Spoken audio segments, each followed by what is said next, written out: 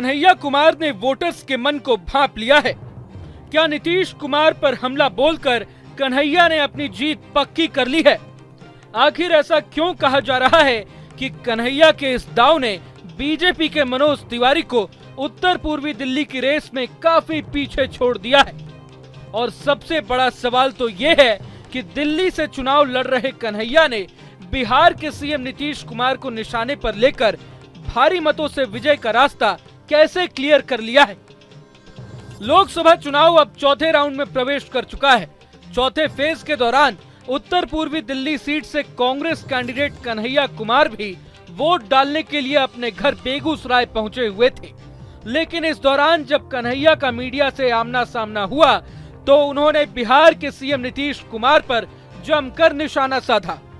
यही नहीं, कन्हैया ने एक एक करके नीतीश कुमार की खूब कमियां गिनाई।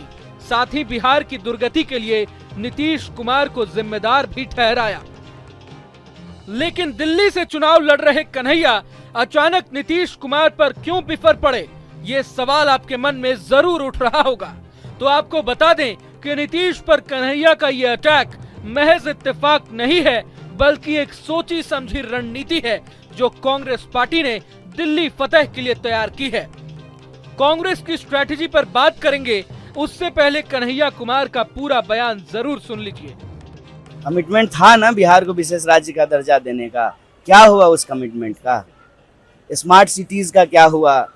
जो सांसद गांव अच्छा, आप लोगों को याद होगा कि सांसद लोग गांव गोद लिए थे। तो मेरा आपसे आग्रह है, एक बार इस देश के लोकतंत्र के लिए, लोगों के लिए एक बार उन गांवों को जाकर के दिखा दीजिए कि जो गांव ये लोग गोद लिए थे विकास के नाम पर, वो विकास गोद में ही है कि जो है पैदल चलने लगा है, अपने पैर पे खड़ा हो गया। जरा दिखाइए ना उन गांवों को। सारे सांसदों ने जो है गांव गोद लिए थे। ये जो कमिटमेंट की बात है उसकी सच्चाई बिहार की जनता समझ रही है। और आपको बता दें, जनता समझ रही है। ये इस बार का चुनाव जो है ना, दो अलायंस के बीच में और दो पार्टी के बीच में नहीं हो रहा है। इस बार देश की जनता एनडीए के सामने लड़ रही है। अपना खाना खा करके चुपचाप जा करके वोट कर रही है, क्योंकि उनको महसूस होने लगा है कि देश में तानाशाही बढ़ रही है। और जिस तरह से बीजेपी सांसद का लड़का बूथ को कैप्चर करके हाथ में ईवीएम लेकर के वीडियो बना करके कहता है कि ईवीएम मेरे बाप का है, इसको जनता समझ रही है। इसीलिए मैं कह रहा हूँ कि हवाबाजी करने दीजिए, शोबाजी करने दीजिए। जनता मन ही मन ठान ली है कि 10 साल हो गया है, समय समय पे सत्ता बदलते रहनी चाहिए, रोटी पलटती रहनी चाहिए, नहीं तो रोटी जल जाती है और सत्ता निरंकुश हो जाती है। कन्हैया के बयान में आप साफ साफ सुन सकते हैं कि उनके निशाने पर सिर्फ और सिर्फ नीतीश कुमार और उनकी नीतियां थी। लेकिन यहाँ सवाल उठता है कि नीतीश को आड़े हाथों लेकर कन्हैया ने उत्तर पूर्वी दिल्ली सीट से बीजेपी उम्मीदवार मनोज तिवारी की परेशानी कैसे बढ़ा दी। असल में दिल्ली में महज 12 दिन बाद यानी 25 मई को छठे राउंड में वोटिंग है। दिल्ली की सभी 7 सीटों पर वोट डाले जाने हैं।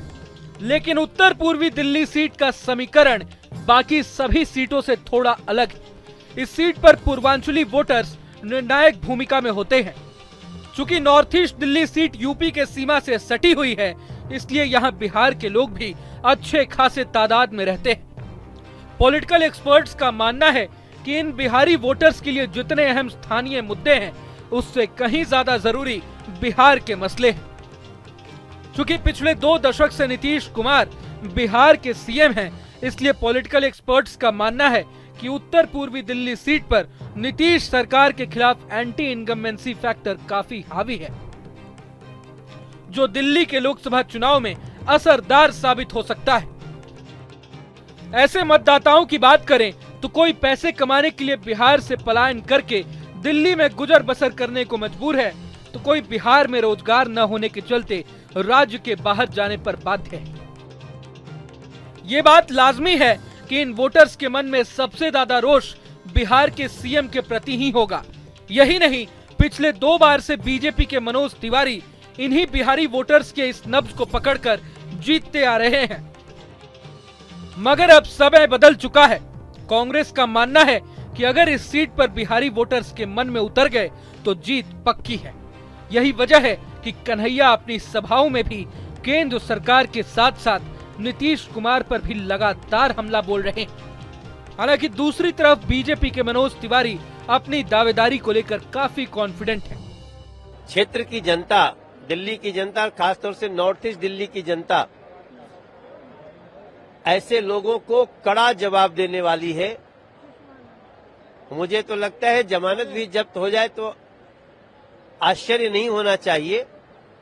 बहरहाल चुनाव है, हम किसी लड़ाई को कमजोर नहीं समझते हैं, लेकिन प्रवीण राणा की बातों को जो सुनेगा, जो दिनेश प्रताप जी की बातों को सुनेगा, उसको समझ में आ जाएगा कि अब नरेंद्र मोदी जी के सामने कन्हैया कुमार जैसे टुकड़े टुकड़े गैंग के लोगों को लाने वालों का परिणाम क्या होगा। लेकिन मनोज तिवारी का ये आत्मविश्वास उन्हें जीत दिला सकेगा या नहीं, ये तो वक्त ही बता